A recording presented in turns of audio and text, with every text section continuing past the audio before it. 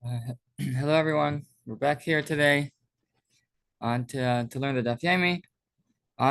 Today's Daf is 40A, and the Gemara starts off the previous Daf, the final line on the previous Daf, where it says Amar Rava.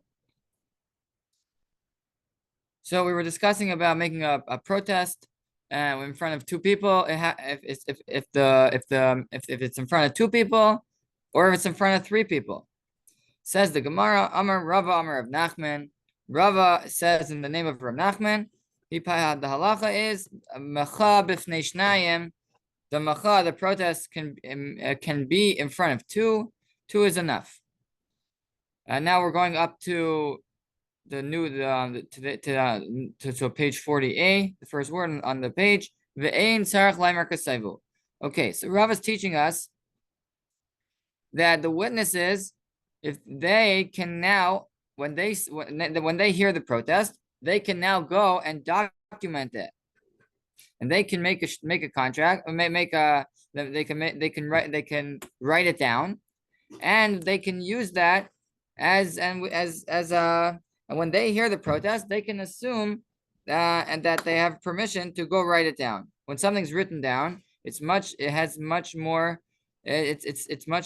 stronger when it's written down than when it's just orally passed on, and they don't have to ask permission because it's called a schus. It's a benefit for the owner who made a protest. It's for his benefit, and therefore anything which benefits a person can be we can do it without his permission, with the concept of zachen la'adam shalai b'fanav.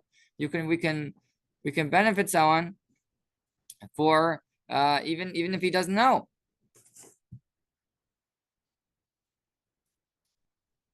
Okay, but ain't tzarich lemer kaseva. He doesn't have to ask permission to write it down.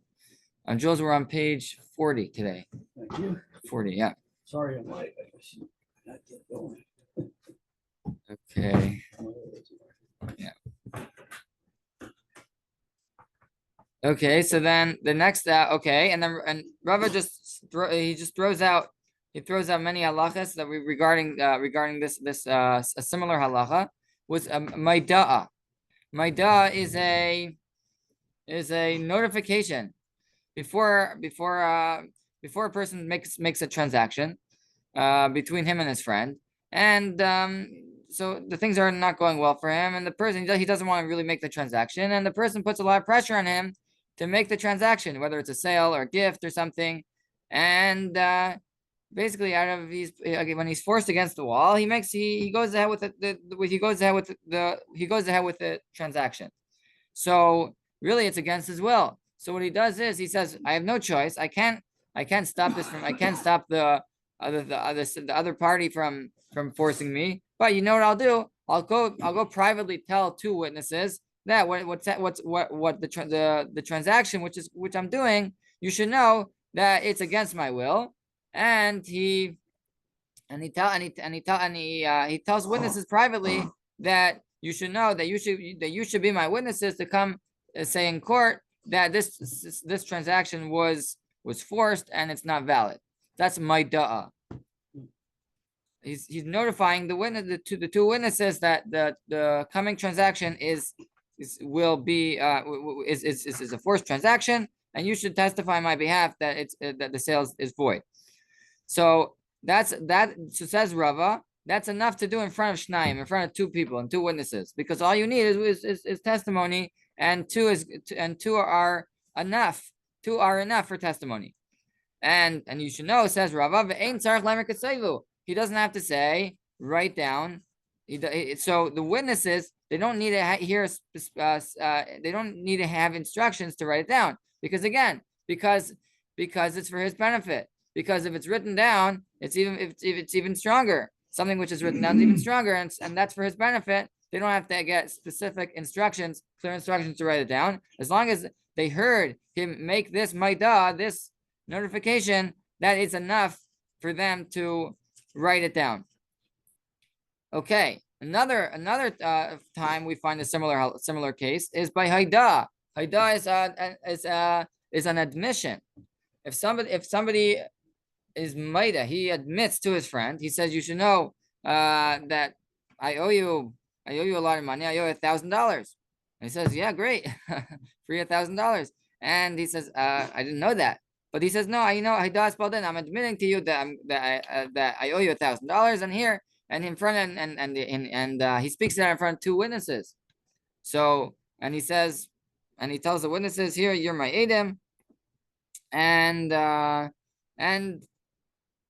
so then the witnesses, okay, fine. So it's as if he lent him money. It's as if he owes him money, and from now on, they can bring him to court, and he has to pay the $1,000. So that's what the idea of haidas baldin. When the fellow admits something to his friend, then it's as if it's true because he's haidas baldin kamea edem. A person admittance from his mouth is like witnesses, and therefore he owes him the money. So now he brought two witnesses to testify that he owes the money. Otherwise, he can the next morning he can say, "I never happened. I never admitted to you." So he brought witnesses to secure that he will give the money. So over there, v'tzarich lemer kasayvu. But over there, the witnesses have no right to write down this story in the contract because it's for his chayiv. It's for his bad because once something's written down in the contract, has much more power. And when he admitted that he owes money, so there's something called a loan, which is al peh, which is orally an oral loan with witnesses. And there's something called a written loan. A written loan is much more powerful. Has much more strength than a oral loan. And he doesn't want his loan to be written down. And therefore, if the witnesses who heard him who heard his admission, he owes his friend money, so they have no right to write it down in a contract without his permission. They need special instructions to write it down. Otherwise, they have no right. That's what it means. V'tzarich lemer kasayvu. He has to tell them to write it down. Otherwise, they have no right. Why would he be concerned about writing it down? Good question, Jules. So the halacha is that when you have a loan, a written loan. So an oral loan, we're just al peh, there's no contract, nothing. Mm-hmm. So then the borrower can say he paid it up. If witnesses, so I bring witnesses to you, and I say I lent you $1,000, and you owe me the money, and so you ask me, and there's no contract, nothing. So then you say, fine, you lent. Yeah, it's true that I borrowed the $1,000, but I paid you up. So then you win, because it's an oral loan. There's no contract. However, once there's a contract, and I show you the contract, and you say I paid you up, and I say you never know, it's not true, you never pay me up, then you have to pay.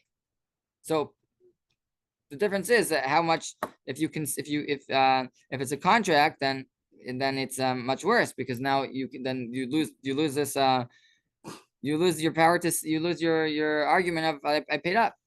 So it's much worse for the borrower if it's a contract.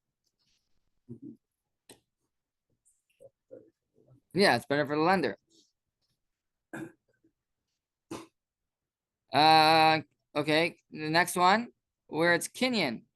Kinyan is an act of acquisition. When you want to make a sale, you want to buy something from your friend. So you do is you take this, like we explained a couple last week, is that you take the buyer. He wants to buy, let's say he wants to buy a bag of flour. So the bag of flour is right now it's in the warehouse. So So what you do is, so either you can make a meshicha, you can bring it into your possession. That's an act of acquisition, or you have an option. You have an option to make a kinyan sudar. Kinyan sudar means like a handkerchief act of acquisition. It means the buyer who's buying hands over his handkerchief to the seller, and the seller picks up the handkerchief.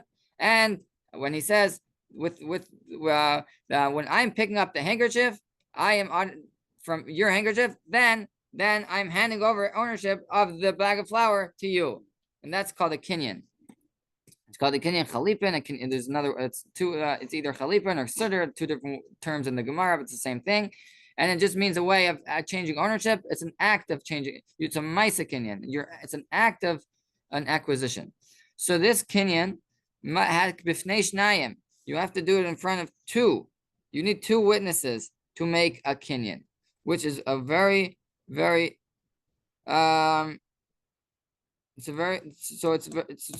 question is, we don't find that when people make an act of acquisition, we don't find that every time you want to make a kinyan, an act of acquisition, you bring two witnesses. So that's a question that one can ask on this Gemara. One has to look further into that field of halacha. But however, the Gemara. So let's continue on.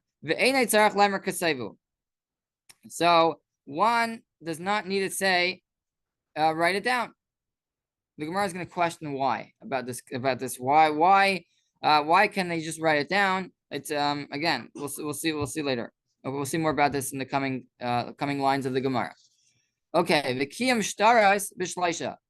However, kiyam shtaras. What's kiyam shtaras? So the way it works is that when you have a contract, the contract says that the lender lent you $1,000, and you have to pay me, and you have to pay me back after 6 months, whatever they made up, and then at the bottom of the contract you have the witnesses testifying that whatever happened in the contract is true, and that's a contract. So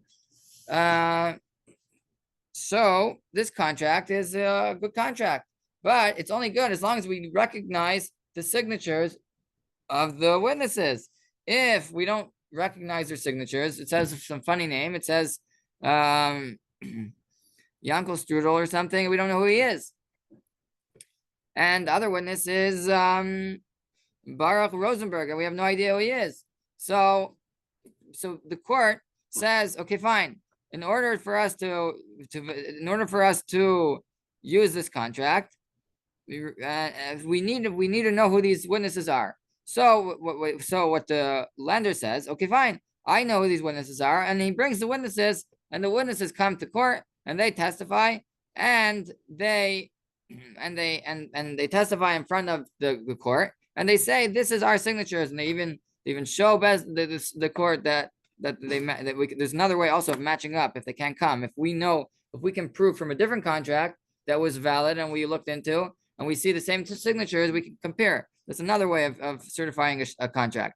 However, so the point is that we want to ascertain that these signatures are real signatures, not just forged signatures.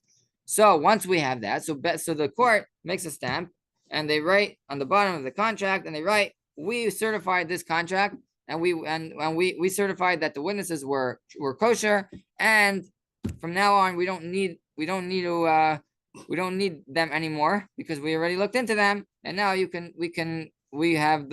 now this contract is a valid contract, and no one can, it's unquestionable anymore. So that's called kiyam shtaris. That's called certifying a contract. So that has to be bishleisha in front of 3. So the court must, you need a court of 3. Yeah, because you might think, okay, fine, it's not really a court case. It's just witnessing. It's just testifying that we on the kashrut, on the kosherness of these of the witnesses in the contract.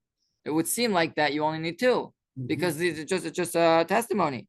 So it says the Gemara, it has to be in front of 3 because it's really like a Maisa Bezdin. It's a court. Like it's really similar to a court that the two witnesses in the contract are really saying over in front of a court, and that's why you need three. So to remember all this, so the Gemara gives you a siman. Siman is a way to remember mem hey kuf mam hak. That would be mecha is the first mem is mecha, protest. The second mem is the moda, the notification. The hey is hoda, admission, and kuf is kinyan. And kuf includes two, kinyan and kiyam shtar. Okay. So what would be the difference between a situation that requires two witnesses and three witnesses? I guess why? Well, the three is more for it should be a court. Three, yeah. Beis din is always a minimum of three. Yeah. So it means Beis din. But when can you decide you need a Beis din versus just witnesses? What's the requirements for a Beis din? Why do you need a Beis din when you need two witnesses and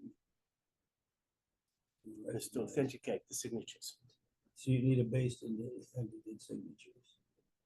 And that's You get a basically what this certification. is. Yeah. Well, the certification is really it's more than just a testimony. It's more that it's a court is assuring that this is a valid contract. Why it was set up like that?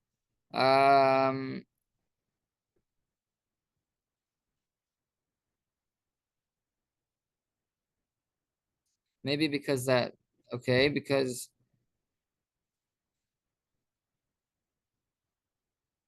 I'm not 100% sure. I'll have to look into it. Okay. Okay. Let's move on where it says Amar Rava, five lines from the top. It says Amar Rava. Ikashali.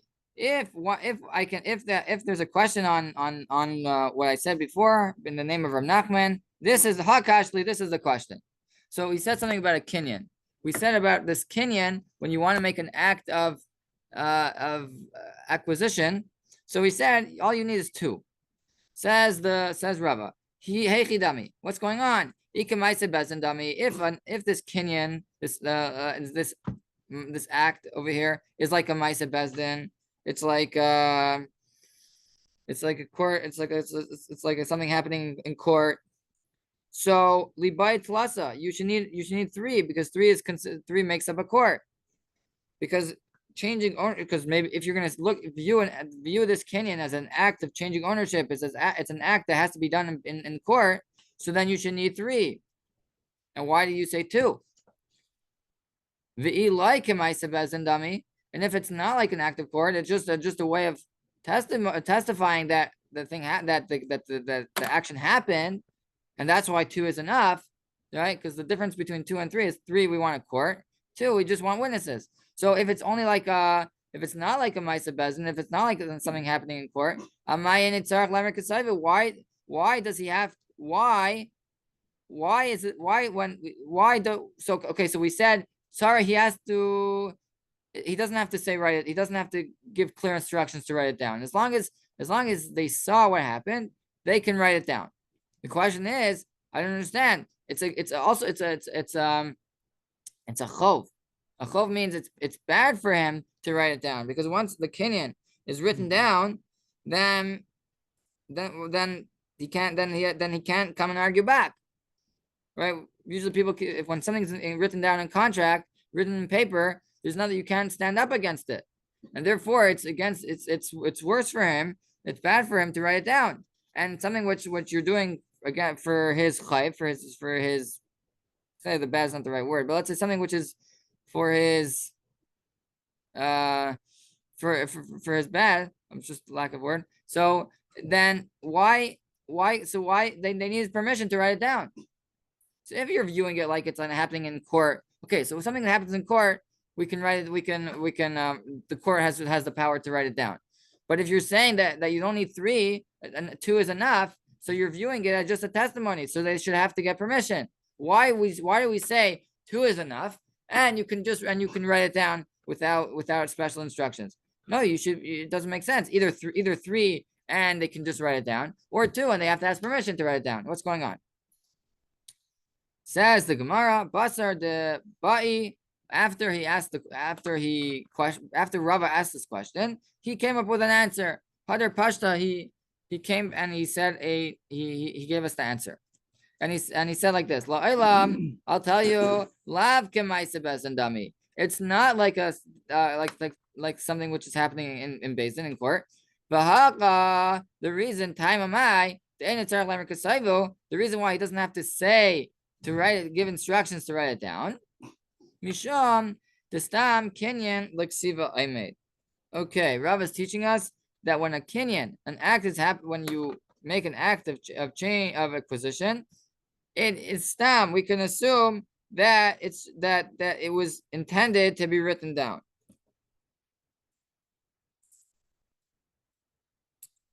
This was specifically, Rashbam says, by Chalipin. Chalipin is when you pick up the handkerchief. That was the intention that they will make this ma'aseh kinyan, this act and this action, and write it down. That's people's logic, and that's what people want. And therefore, even though it's in front of 2, and it's against and for his bad to write it down, they can still write it down without clear instructions, because stam kinyan leksiva means that we can assume that the intention was to write it down. So, Rabba v'Rabbi Yosef the Amri Tarvayu.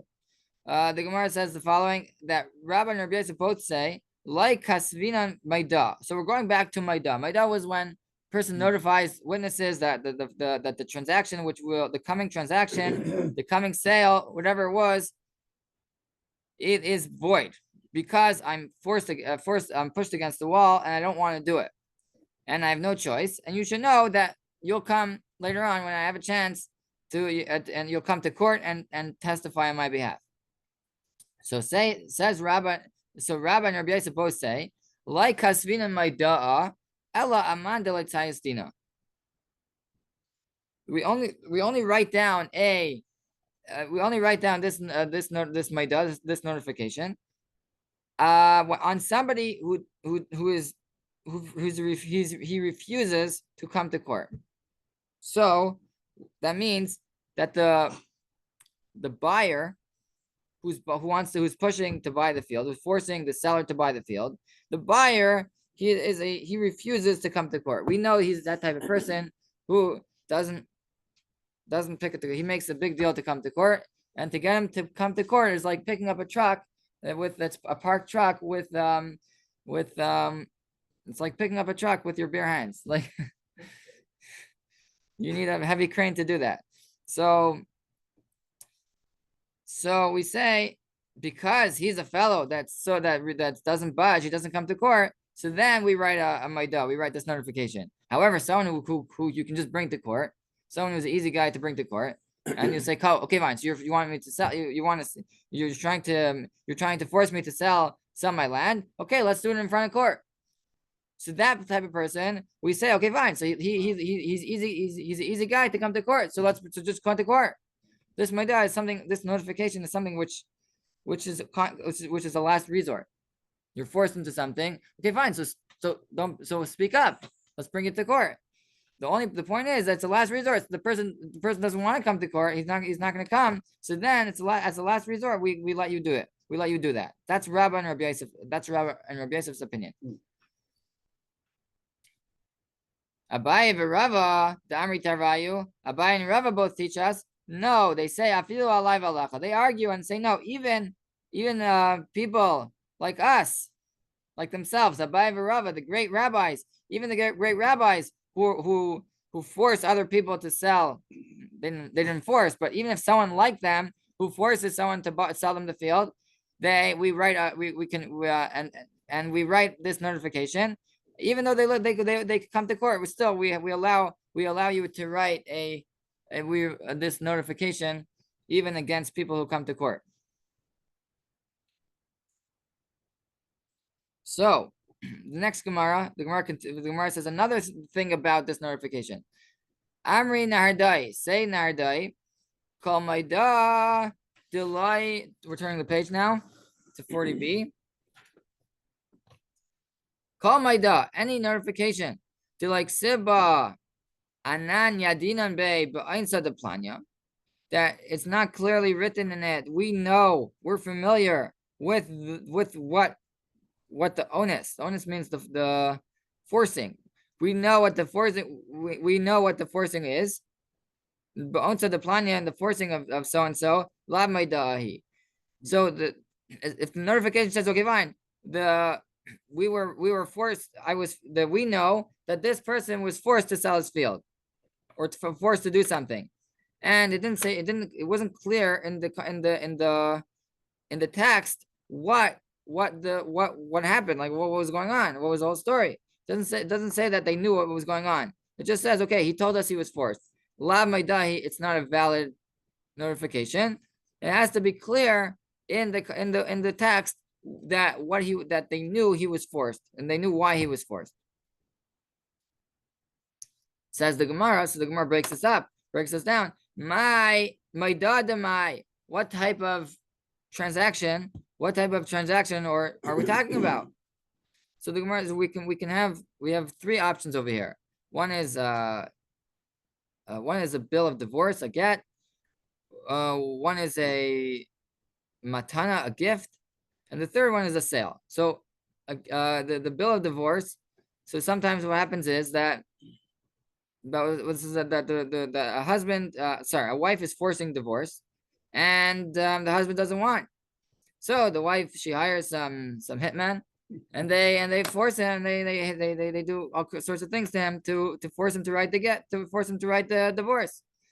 So he has no choice. So he goes quietly, and he tells the witnesses that I was forced to do it. That's one way. That's one type of notification. That's one transaction that may come up. The other one is a gift.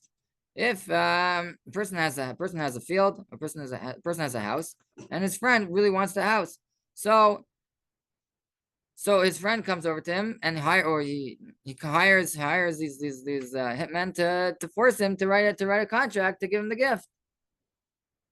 So the person says, "What do you want from me?" And the person forces him, so he has no choice. So he tells witnesses to write this notification that he can bring to court in the future. And the final one is by zvini, by sale. A buyer really wants to buy his friend's field. Every time he walks by, he gets jealous and his eyes stick out, and he says that my friend's field produces luscious fruits and all sorts of things which I want.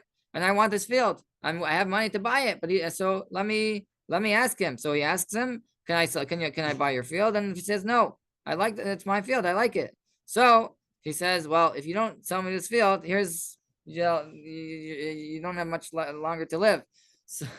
So he has no choice. He's forced against the wall, and he writes a contract, and he writes a sales contract, and he sells him the field. So that's another type of area where it may come up this moda, that he's notifying the witnesses that he's forced against his will. So it says like this. The Gemara asks, what type of moda are nahardai? Nahardai just taught us that they have to write clearly in this moda, in this notification, that they knew about that he was forced. They knew exactly what was going on. So which type of transaction, which type of case are we talking about? If we're discussing the bill of divorce, or the gift, or the first two, so then giloi milsa ba'almahi, it's enough to just write that, just know that he was forced. And Rashbam explains like this. Rashbam explains that by a bill of divorce and by the gift, there's nobody wants to give a gift or divorce. Nobody wants to give this gift against their will. right? It's either you want or you don't want, right? And so if you're telling us that you're forced, so then why would you do that? It must be that there's some truth to it, and therefore, I'm sorry. The Gemara says Giluya Milsa Ba'almahi.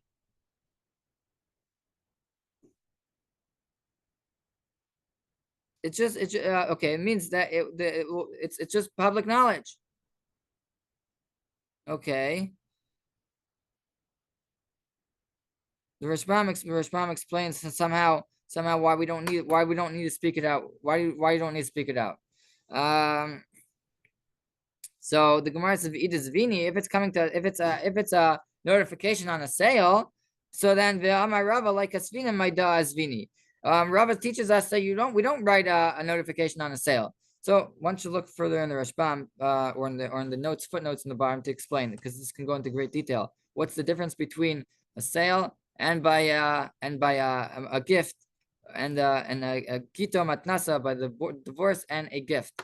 So by the Gemara assumes that by the gift we can assume that's enough to just say, okay, fine, I'm forced.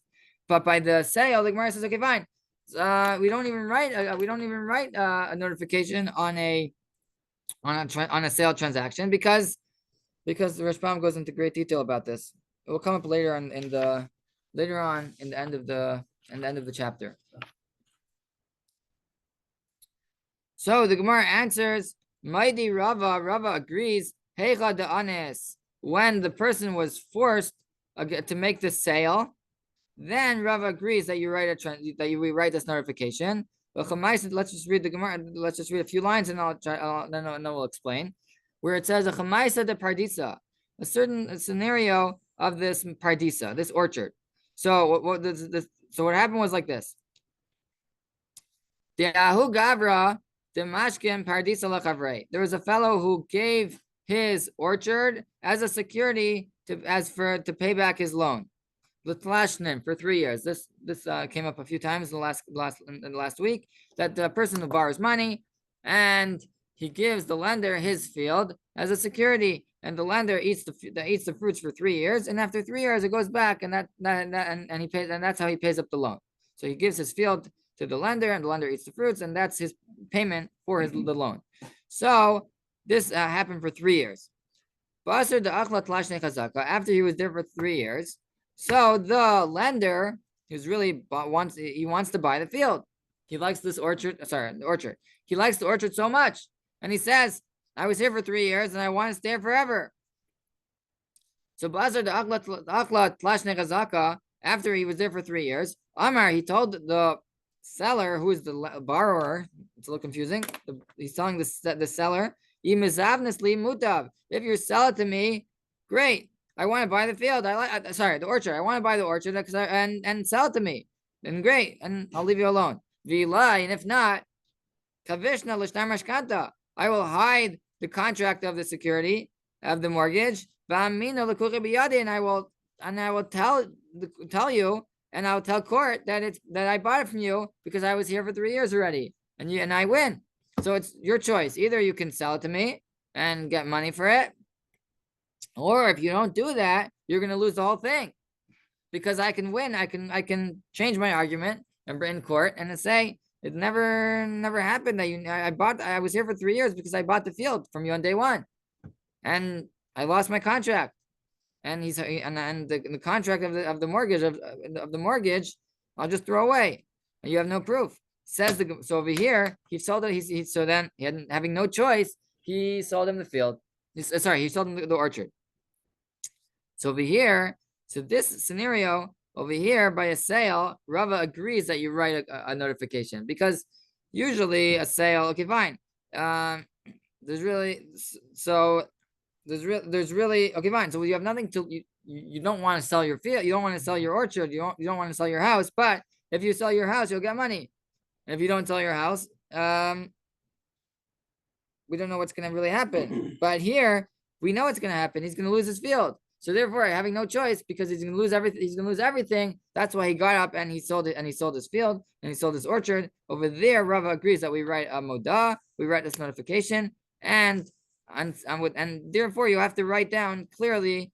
You have to write down in the contract, in the text of the moda of the notification, what was going on, what was the story behind this forcing, and it has to be clear. Okay. So does it become a legal sale? The point of the notification is to make the sale void. Okay. Yeah, that's the whole point. Yeah. So it's kind of like a trick because you're forcing me to sell the field, and I'm going behind your back and bring witnesses to make the sale void. So yeah. One has a chance. It's a good, and they want to see more about this. They should see the footnotes over here because there's a lot to go into over here. Okay. Okay, says the Gemara continues on. Where it's 2 dots on 40b, about 12 lines from the top. Amar Rav Yehuda, says Rav Yehuda, Hi matanasa tamirta, a hidden gift. Lay magbinabe, we don't collect, we don't use it to collect. It's not a valid gift because it was because we can suspect that the reason why the reason why he did it hiding was because he didn't, it wasn't really supposed to happen, and he wanted to do it, and he just wanted to. Okay, we'll see more about this. Rashbam explains he wanted to use it as a notification because someone was trying to buy his field, and he didn't want. So he said, "Okay, fine." So the night before, he says tomorrow. He says tomorrow, I know I'm going to have to sell my field. So let me give it as a gift to my friend, and I'll give him a contract or witnesses will say that that the field really belongs to the first person, to my friend, and then the next day he'll make the sale in the court, everyone's at the public, and a month later when he has the courage, he'll go back to court and say, you know what, the sale is void because the day before, I have witnesses that I gave it to the first person, and the court will give it to the first person, and the first person's his friend, and his friend will give it back. That's a way of making a notification. So we say that's not a valid gift because it was only intended for this notification to stop the coming sale from happening. So if his friend decides to claim the field based on this gift, we say we say no, it's not good because why he didn't, it must be he did it hiddenly, so it should be used to void a coming transaction. So therefore it's not, we can assume that it wasn't a proper sale, a proper gift. So the Gemara says, hey, the Gemara questions how do you define a hidden matana, a hidden gift? Says the Gemara as follows: Hey, dami matnasa tamerta. Amar Rabbi Yosef, says Rabbi Yosef, the Amar Lulasadi, he tells the witnesses, Zilu atmairu, go into hiding, vikasvule, and write him a gift, and write him the contract that I gave him as a present. V'ika da'amri, there are those that say in the name of Rabbi Yosef differently. Amar Rabbi Yosef different. The loy Amar Luhu, he didn't positively tell them Zilu.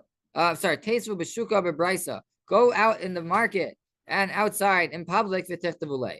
So there's 2 versions of what it means a hidden gift. One means that he explicitly told them to go in hiding. That's a hidden gift. But if he didn't say anything, so that's, he just said, okay, write the gift, that would be a public gift. That's one version. The second version is that so usually what's normal is that when you give a gift, you tell the witnesses to go openly and publicly writing the contract for the gift.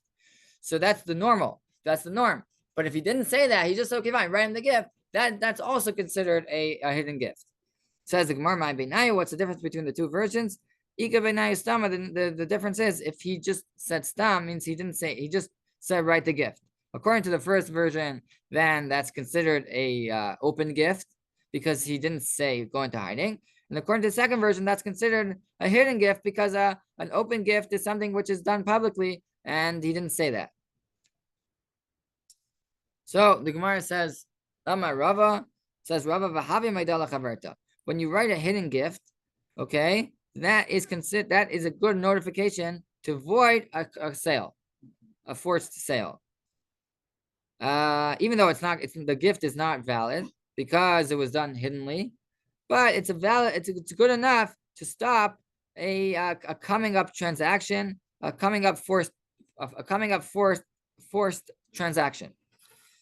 Says the Gemara, Amar Papa Hadir Rava la beferish itmar. This saying of Rava wasn't said as a statement. It was said over. It was understood from something which hapsak halacha, something halacha which he said over somewhere else, and we derived this halacha through that story which happened. And Rava said something elsewhere, and we derived must be he holds so and so. Why is that? The Meklala Itmar was derived from somewhere else. Dahu Gavra, there was a fellow, the Azal Kadushi Itza. There was a fellow who went to be Mekadesh to make Kedushin, to marry a woman, to Kedushin, to make the Kedushin, the engagement. Amr Lei, she told him. So he wanted to marry a woman. He wanted to make an engagement, and so she was responded like this: if you will write to me all your properties, all your wealth, havinalach, I agree.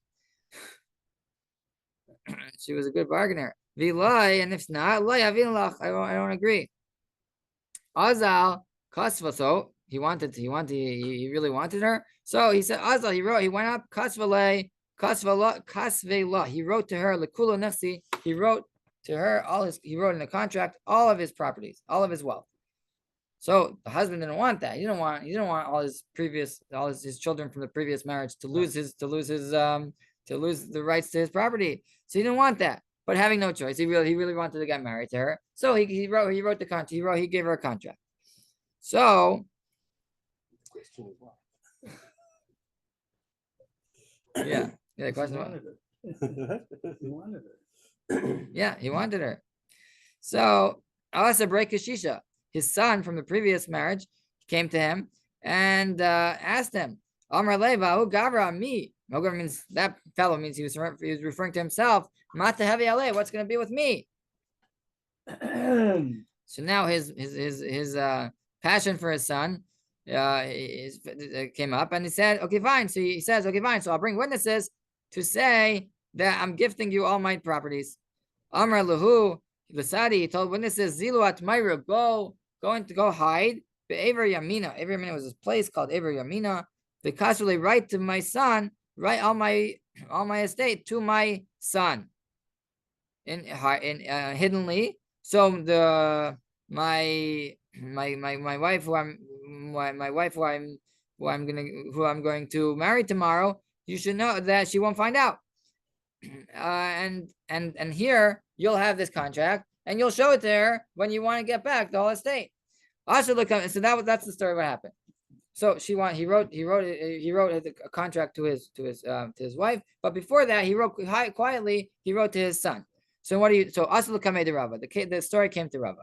Amar Lahu, he told them, Loi Markana, V'loi Markana.